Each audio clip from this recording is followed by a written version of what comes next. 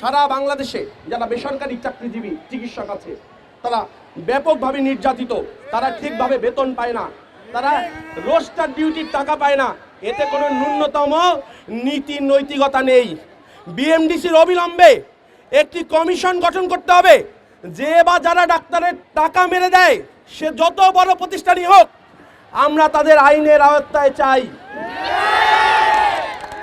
আজকে এই নতুন সংস্কার বাংলাদেশের আমাদের প্রথম সংস্কার হচ্ছে বেসরকারি চাকরিজীবীদের সংস্কার। আমরা বারবার একটা কথা বলি যে কোভিডে সরকারি চাকরিজীবীরা, আমি সম্মানের সহিত বলতেছি, অবশ্যই বাংলাদেশের সরকারি চাকরিজীবীরা সম্মান প্রাপ্ত, কিন্তু একজন ডাক্তার যখন বেসরকারি চাকরি করে তখন তাকে আমরা 2100 টাকা দিয়ে 24 ঘন্টা খাটাই নিতে পারি না।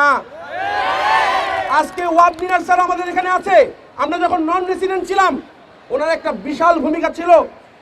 আমরা ভাতা পাওয়ার জন্য আমরা খেয়ে পড়ে বেঁচে থাকছি ওই কোর্সের সময়টা। এর জন্য স্যারকে হয়তোবা আমরা কোনো প্রাতিষ্ঠানিক পুরস্কার দিতে পারি নাই, কিন্তু স্যার আমাদের প্রত্যেকটা ডাক্তারের মন থেকে আপনার জন্য একটা স্বাধীনতা পুরস্কার আছে।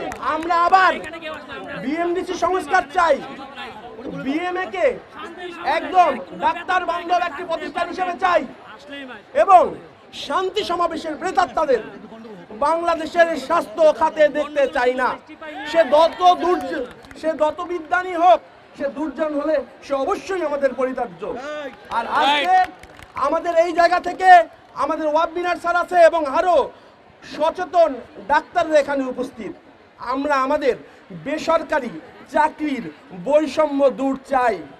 আমাদের ছেলেরা প্রতিদিন কষ্ট করে, এই আশিয়ান মেডিকেল, এই অমুক মেডিকেল, তমুক মেডিকেল আমাদের ভাই বোনদের কষ্টে টাকা মেরে দিছে।